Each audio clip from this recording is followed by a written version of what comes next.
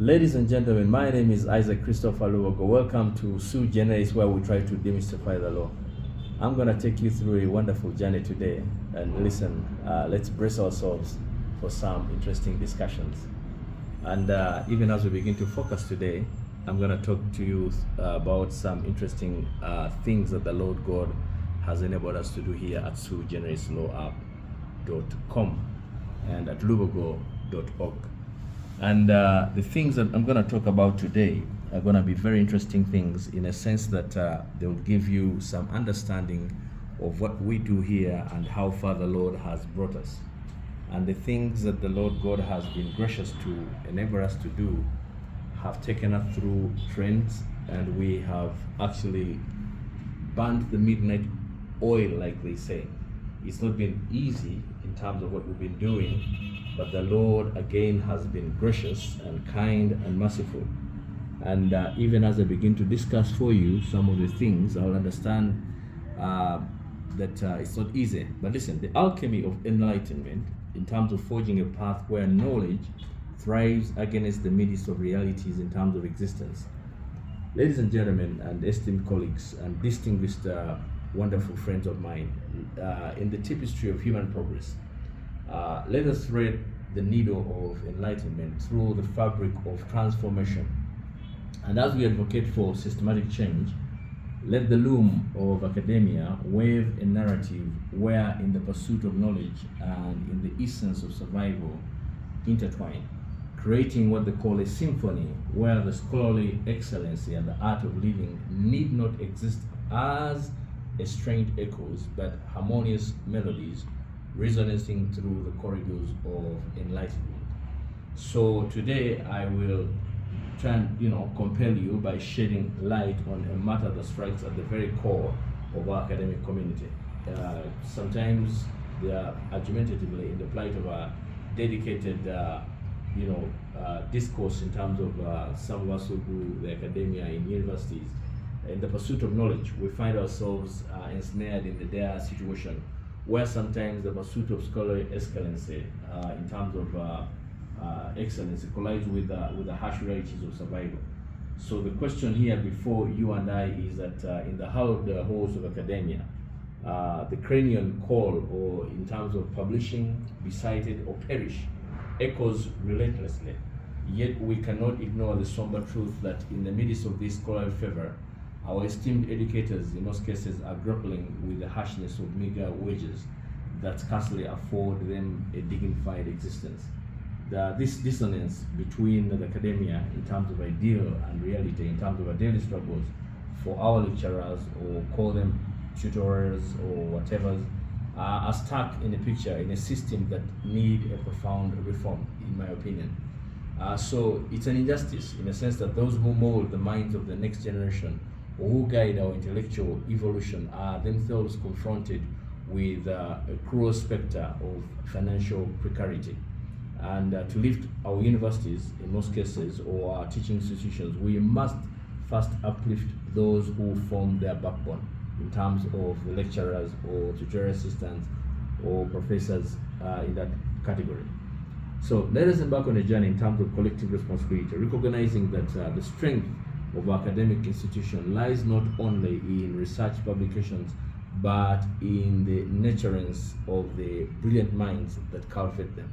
A society that fails to honor its educators is a society that risks stifling the very progress it aspires to achieve. And therefore it's imperative that we advocate for, in my opinion, substantial financial support for our lecturers, ensuring not only a fair compensation for their invaluable contributions, but also creating an environment that fosters intellectual growth without the growing worry of making ends meet.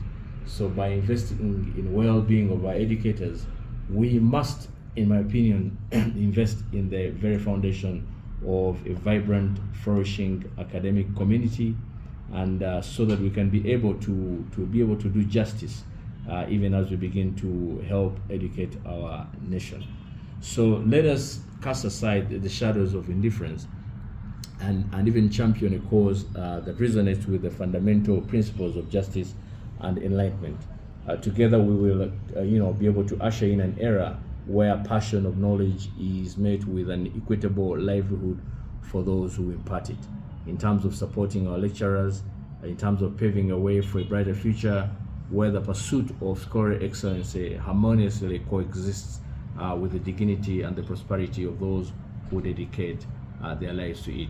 So this is extremely important, even as we begin to argue some of the things. In the sacred realms, basically, of academia, it's needless to point out that our lecturers or professors, like the alchemists of knowledge, toil through sleepless nights, extracting the essence of wisdom from the vast archives of human intellect, and their commitment to enlightenment knows no bounds, yet the irony persists.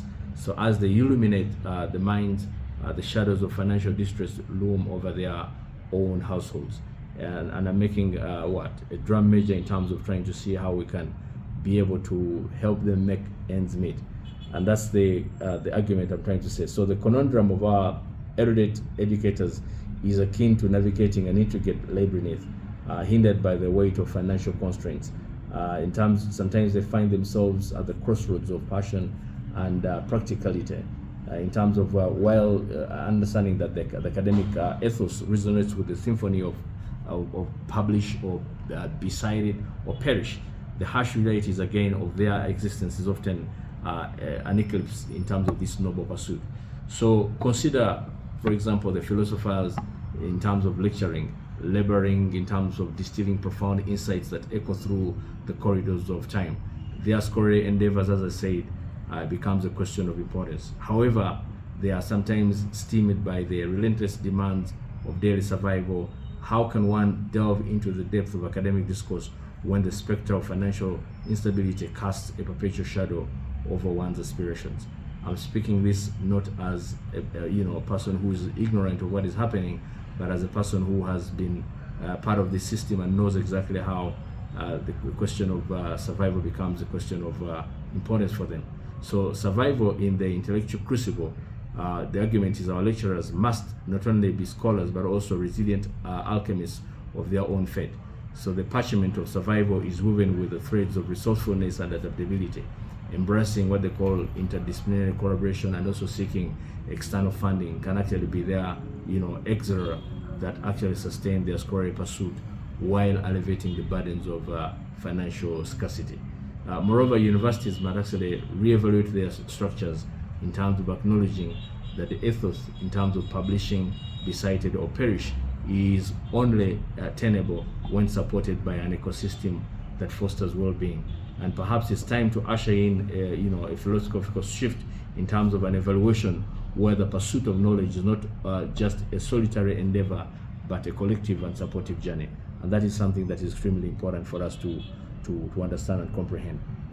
So listen, my friends, the argument here is that in the face of these existential dilemmas, our lecturers again must become architects of their destinies, constituting bridges or between intellectual pursuits and pragmatic necessities. So by confronting the challenge that hinder their scholarly engagement, we can be able to forge a path where the pursuit of knowledge harmonizes with the provision of sustenance. So the argument here is, remember, publish, be cited, or perish. Super important words. So listen, so let us reflect upon the paradox of our own land custodians, scholars navigating the turbulent waters of financial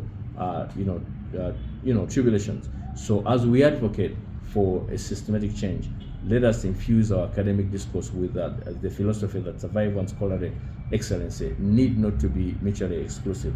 Only then can we truly honor the sanctity of knowledge and the guardians who tirelessly strive to impart it. So the argument again is publish, be cited, or perish. So ladies and gentlemen, I'm going to take you through a journey of some of the works that we do here at Sui Generis at lubogo.org. And even as I begin to focus, for example, on this book here, particularly the one that is called The Law of Oil and Gas in Uganda, I'm going to try to take you through a ride of sorts so you understand what we're talking about. Now, this book becomes a locus classicus in a sense that it's well bound, as you can see. It's in a box and it has everything that talks about the law of oil and gas in Uganda. And it's a book that is celebrated right now to speak in many law schools, but in every institution probably teaches law in terms of oil and gas, beginning from undergraduate to master's and even to PhD. And you will find this at lubogo.org, and it takes you through quite a lot of interesting arguments in terms of everything you may want to know, weakening the opaque and affordable prices, the state of national or local content, aspect to do with the legal framework, environmental aspects, waste management, risk management, land acquisition, compliance, intergenerational equity, oil contracting, PSAs, name it. I mean, I cannot go and say everything here, but as you can see, it's a tome, and would like you to take the pleasure of taking the privilege of looking at it. I'm going to take you through another one here, which is another tome here. This is another super wonderful book written by us again. This is the code, the law, as far as you call the executive constitutional mandate, demystifying the fountain of honor, presidential operation in Uganda. Listen, I know there are wonderful people who have written wonderful books in constitutional law, the likes of Professor Oloko Nyango, the likes of Dr. Justice Kanyahamba, the like of Dr. Kabumba. Incredible, wonderful stuff in terms of constitutional law. But this, again, is also something that I would like you to blend in terms of comprehending constitutional law and constitutional history. The bit about this is that this captures everything in terms of constitutional law, beginning from the inception of the 1900, even 1894, the Order in Council, up to the present time, in terms of 1902 Order in Council, up to the present time, where we are today, in terms of underscoring some of the things that we argue in terms of constitutional history. And it has a lot of important information in terms of what happened, why Uganda is the way it is, what took it in that particular perspective. It talks about the start of constitutional abrogation, the presidency, what do you do when the president or the commander-in-chief exceeds their delegated powers, presidential immunity, emergency powers. It has mandates of do's and don'ts of the president, aspects to do with sometimes when the executive or when the judiciary exceeds its mandate, or perhaps when the judiciary becomes more executive-minded than the executive itself. Aspects to do with the Buganda, how the Buganda played a question into the politics of this country. It has a lot of history that you probably have never heard of, and it's wonderfully crafted in a sense that it captures everything, as I say, up to the present time. The first Kabaka crisis, second, and even what I call the third Kabaka crisis, the Kayunga sagas, the birthday debacles and stuff like that. So you may want to look at that book as well. Let's look at another one here. We have got another one here called The Internet of Things, Connecting the World, Lessons for Uganda.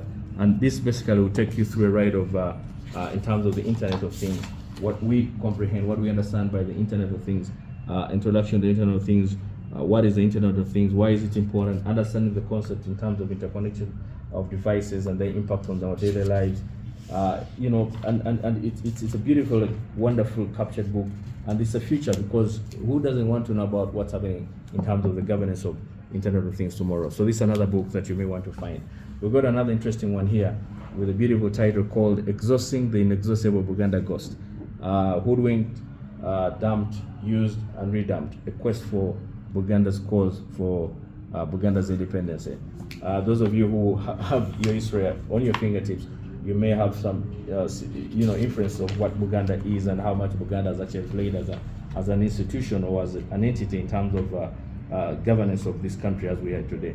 But we're majorly trying to comprehend the 1900 agreement and trying to understand in terms of the applicability test, in terms of whether or not the 1900 agreement was a valid contract in the context of what a valid contract would be, and whether or not all the aspects of what would enshrine in a contract were actually eminent, and whether or not there were no vitiating factors that would actually argue that it was probably null and void. And so we talk about the Order in Council again, 1902, we talk about the development of the protectorate, we talk about unmasking colonial rule, we talk about the first, second, and third Kabaka crisis, the third because of the argument of the Kayunga saga, and that's something that I came up with in terms of the banning of the Kasubi tombs and the Kabaka's birthday backfire, the federal question, the Kabaka's 66th birthday coffin cake debacle, the legality of the Buganda Land Board and stuff like that, and the check on the indispensability of the Kabaka and when the Kabaka was actually sued for taking another person's wife. These are questions that you may have never heard of, but we argue them here. And it's very important, again, in constitutional history and constitutional law. We've got another one here called Counterfeit Chronicles, Unmasking, Exposing, and Shattering the Hidden Underworld Epidemic of Fraud, Navigating the Global Battle Against Counterfeit. This is a super important book because, again, it helps us to understand and comprehend what fraud would actually encompass in terms of understanding the different fakes that happen in this country, especially with a country that seems to have privilege over making fakes, China, to our detriment, by the way. And we try to understand how we argue and what the law says about some of those counterfeits and how you can have redress in terms of those issues. So this is another book that will take you on this journey. We've got another one here called STS Mythology, Demystified. The STS Mythology, a classical antiquity, was a bird of what they call ill omen, the product of what they call metamorphosis that fed on human flesh and blood. It's also referred to witches and related to malevolent phoric beings, but that's a quote in terms of trying to understand what the strict means.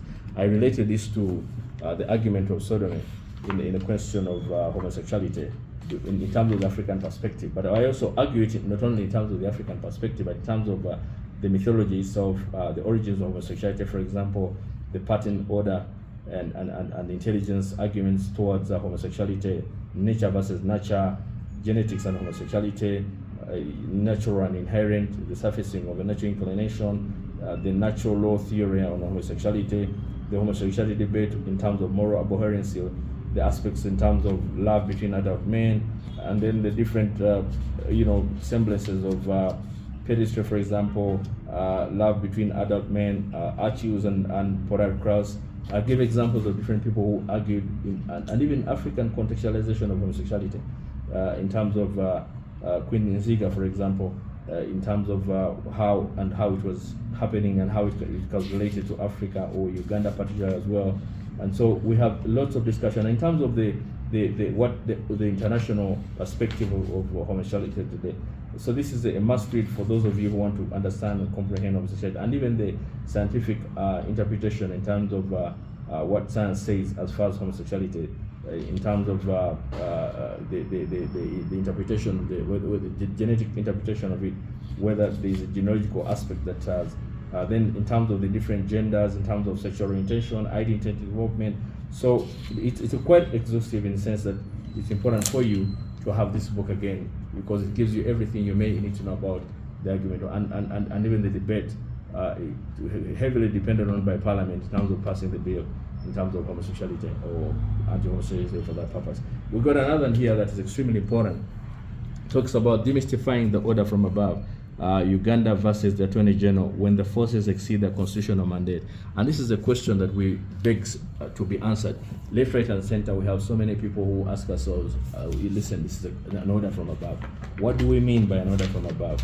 How do you comprehend this argument? And this is another interesting book because it will give you the general principles in terms of law, in terms of common law, in terms of criminal objectivity, in terms of the principles of the doctrines of a crime, the strict and absolute liability, doctrines of compliance, inherent crimes, and then the different types of arrests, and then the aspects into searches and seizures, aspects to do with the human rights perspective, arguments in terms of bail, arguments in terms of medical attention, all those aspects, and aspects in terms of the Miranda right, for example, or the Miranda rule, aspects in terms of criminal profiling, for example, the concept of evidence, aspects to do with charges and indictments, aspects to do with coercion, investigative duress, admissions and confessions, aspects to do with gazetted cells and safe houses, aspects to do with what they call the posse comitatus, which is very popular as a doctrine in America, the posse comitatus act and the exceptions to the posse comitatus, aspects to do with torture by the state, aspects to do with quarrying riots, what you need to do, the POMA, the applicability of the POMA today, the Public Order Management Act, aspects to do with the human rights violations, the legality to shoot to kill, aspects to do with rubber bullets, tear gas, water cannons, pepper spray, all those components we address, we argue them out, and then aspects to do with shoot to kill, aspect to do with some substantive cases, by the way, in terms of Kagwa, Vincent, and versus Attorney General. The use of force and firearms by law, shoot to kill order in other jurisdictions, collateral damage and rules of engagement. So it's quite exhaustive in terms of that component. I cannot take you through, but this is a super important book for you to look for as well. Then we got another one here that talks about the law of sports and entertainment in Uganda. And again, these are all written by me, by the way, Isaac Christopher Lubogo. And this is another interesting book. When you look at this book, you'll comprehend some of the things that we're going through and the importance of sports law in Uganda. We make a comparative analysis of sports, defining sports law, standards, reasoning for existence of sports law, legal interpretation in terms of sports law, substantive areas that require some kind of review, international, comparative analysis, arguments in terms of gambling, integrity of state, sports as a human right, and then contracts and agency, and then aspects to do with the legal regime in terms of sports law in Uganda, Olympic sports and other international sports organization, anti-doping, and then tort in terms of negligence in sports, aspects of intellectual property, image rights, aspects to do with discrimination in terms of sports, aspects to do with arbitration, and then aspects to do with health aspects, and then discrimination as well. So this is another important aspect in terms of arguing for you the law of sports. Then we've got another super important book here that we call Cyber Law in Uganda. Cyber Law in Uganda becomes a very, very important book for us in terms of understanding cyber law today. And it's a must read for those of you who like cyber law. And I think it's a subject that should be very, very welcome in this country. We talk about the general interaction of ICT or law in terms of cyber law areas, in terms of fraud, in terms of categories of cyber, trends in terms of cyber law, sources in terms of it, treaties, and then other sources. So we also argue in terms of the evolution of the internet and the law, definition of internet and how it works. A little bit of this one here. When you combine the two, the Internet of Things and this one, then you have everything at your fingertips. International Telecommunication Union. We argue in terms of international organizations.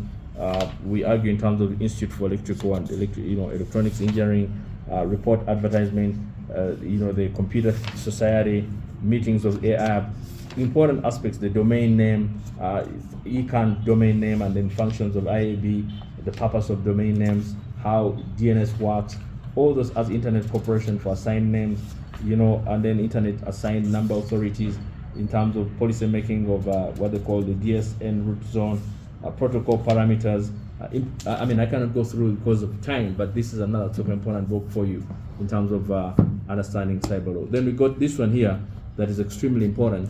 Bear with me. It's called The Art of Oratory in Jurisprudence, the Articulate Attorney at Law. How many times do we find lawyers who can't stand up and even make sentences? Even public speakers who want to speak and become movers of society. People who want to be like the likes of Dr. Martin Luther King Jr. or the likes of Louis Farrakhan, or the likes of Malcolm X, or the likes of Dr. Khalid Mohammed, or the likes of Ronald Reagan or Winston Churchill. Many of those public speakers who, by the way, capture some of their speeches and some of their action and how they did it and how they pulled it off.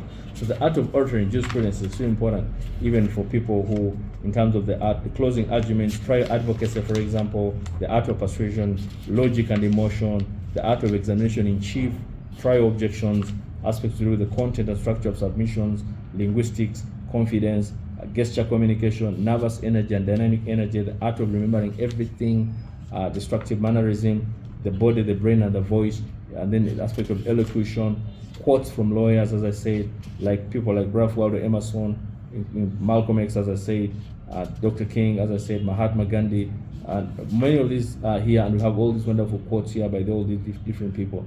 And you may want to brace yourself by looking at this book. It will give you the impetus of speaking in public, just like you would want it to be. We've got another interesting one here that is extremely important, and this is called The Law of Forensics in Uganda, a proof beyond the shadow of doubt. I made that on purpose. I should have said proof beyond reasonable doubt, but I said beyond the shadow of doubt because I wanted to argue things to do with DNA. And these are the things. This is an answer perhaps to some of the biggest challenges that we're having in the country today.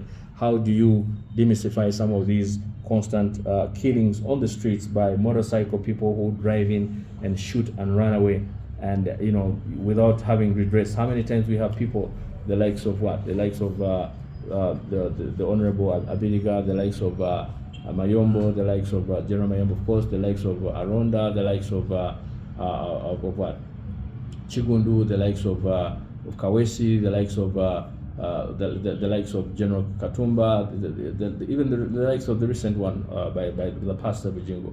How do we answer some? Do we have to go to Scotland Yard to look for these guys to come and solve these puzzles for us? The answers are here, and those of you who have taken the liberty of looking at this book, you find that this is extremely important. I know we have a forensic unit here, but many times we don't have resolutions to some of these questions, which reminds me of the other book you're writing to. It's called Solving, a challenge to solving unsolved cold matters in this country, which we are blending also in terms of this. But here, the argument here is the origin of ballistics, for example, the origin of fingerprints, DNA, the principles of forensic science, for example, aspects to do with tools, techniques, principles of forensic practice, aspects to do with evidence in terms of forensics, aspects to do with the burden of proof, recovery of samples, laboratory, directive evidence in terms of cross-examination, common witnesses, aspects to do with conditions in terms of securing the scene of a crime, criminal profiling, for example, types of inquest, or aspects to do with, for example, DNA, and then the use of DNA to solve cold cases, databases, aspects to do with the long and short, DNA, the PCR analysis, the STR analysis, the mitochondria, a DNA analysis, the chromosomes, the Y chromosome analysis, all these aspects that we argue, and it's quite detailed, by the way, in terms of comprehension of many of the things. I'm just imagine this is just only the table of contents. It tells you how detailed this photography, for example, recordings, aspects to do with cybercrime forensic and the law forensic analysis fundamentals, aspects to do with forensic preservations of data, coincidental access through and mens rea, the need for a crime scene efficacy in terms of that, aspects to do with, and we give some significant cases, by the way, that are played out in this country. The cases like Simon Mosoke versus R, aspects to do with Uganda versus Uwera and Senga, many of those cases that are played out in Uganda, the case of Godi versus Uganda, for example, all these cases that are played out, but also we relate them to some international cases in terms of like the O.J. Simpson case and the likes. We argue that for you here. And then we got another interesting book for those of you who are interested in suing. It's called The Law of Professional Malpractice in Uganda, an appraisal of when and how to sue your medical practitioner, advocate, engineer, and religious leader. What I'm sure will catch people's mind here is religious leaders. How many times have we seen the likes of Chiwetere, the likes of people telling people to commit suicide and go and do funny things, eat grass, do funny things, touch their private parts and stuff like that? Are those substantive, and how do you sue people who have coerced you, manipulated you to detriment? This idea of Chitole and Sigo and the likes, it's high time you get to know how you argue and how you can, even the medical people. We got instances where medical people have actually extracted wrong organs or even done wrong operations on you. How do you get remedies? Or how about engineers? You paid money and then the building collapses the next day. How do you have remedies to some of those issues? So this is help you to find your solace in terms of legal redress to some of those challenges in terms of what we need to do.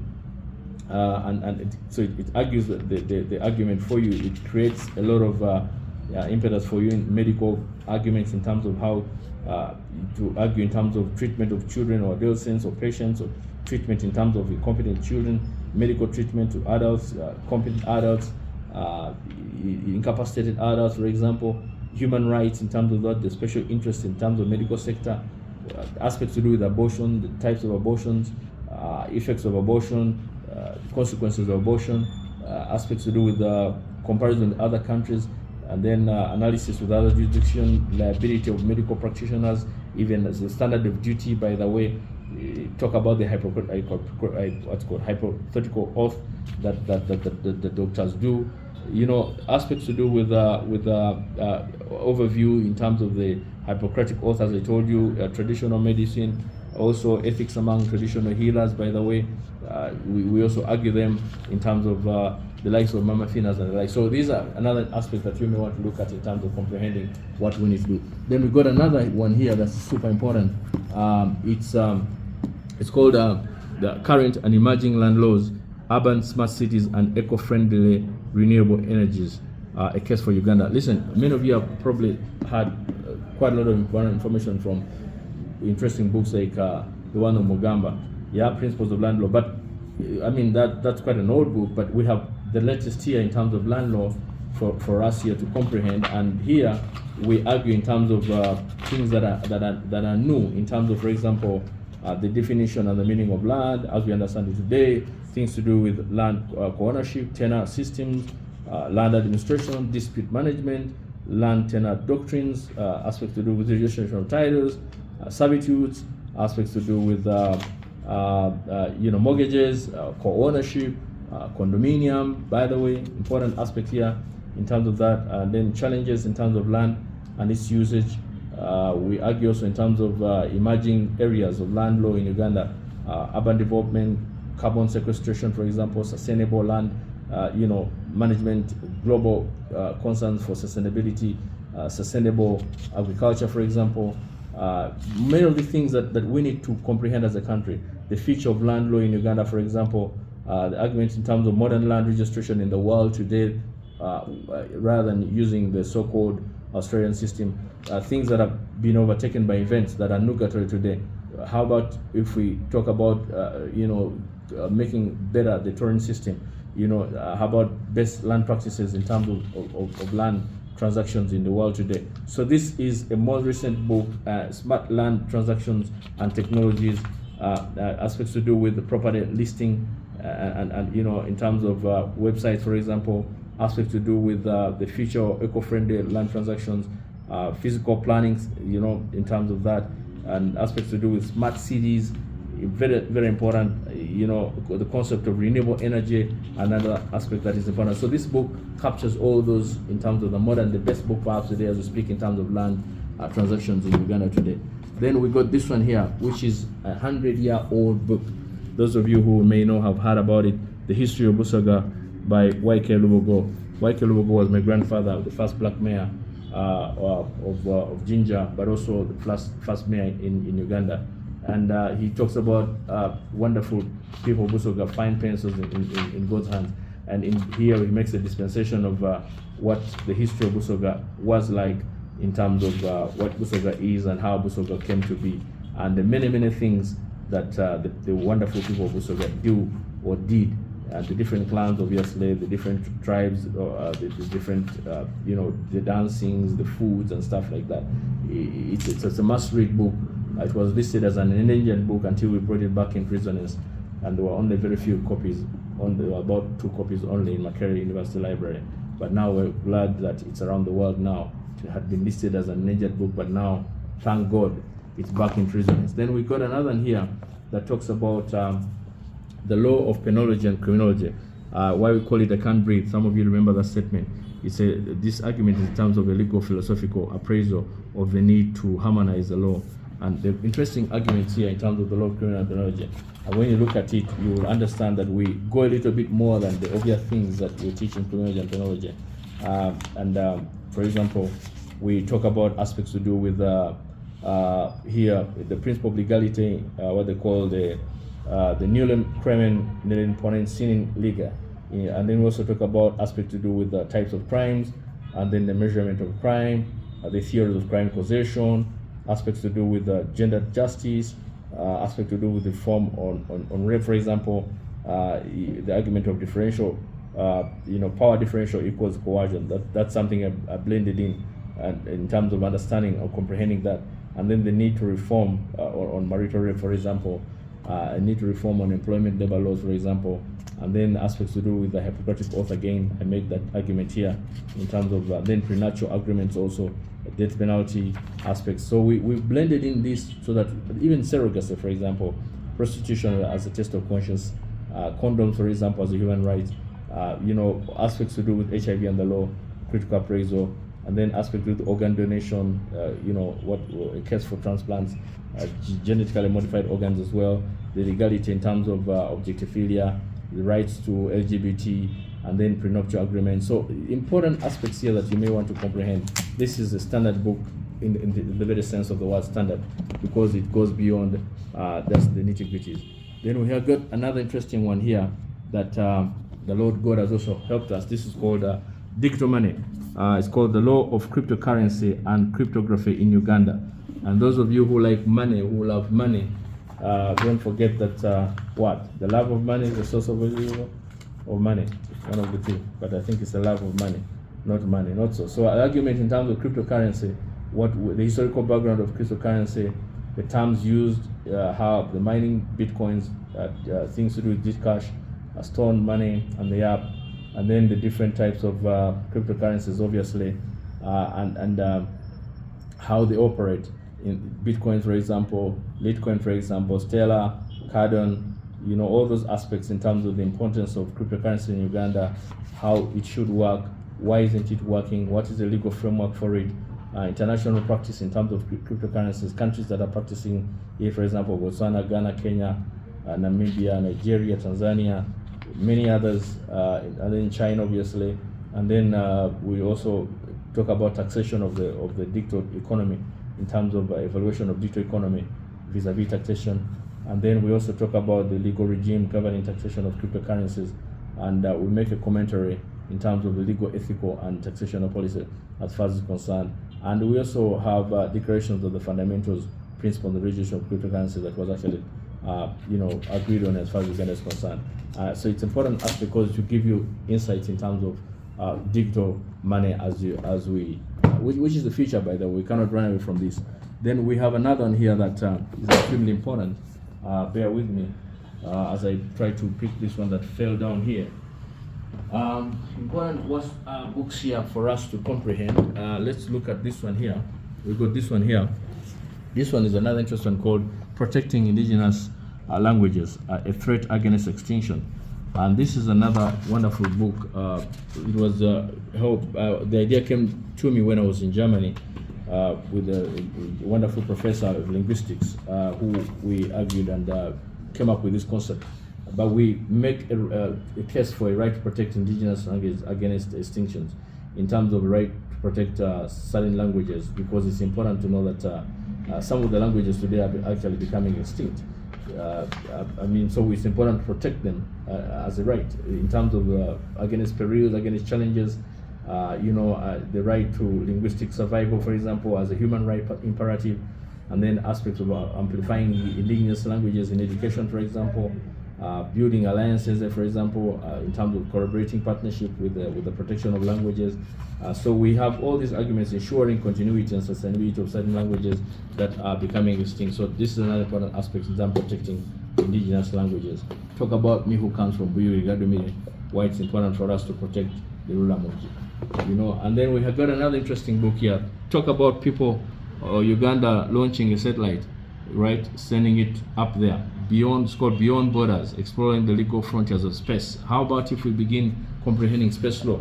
This is an argument in terms of making an advocate for space law. And these are books that are extremely important, because now here we'll argue in terms of space exploration, satellite systems, human space flights, telescopes and observations, space communication and navigation, space technology and applications, space launchings.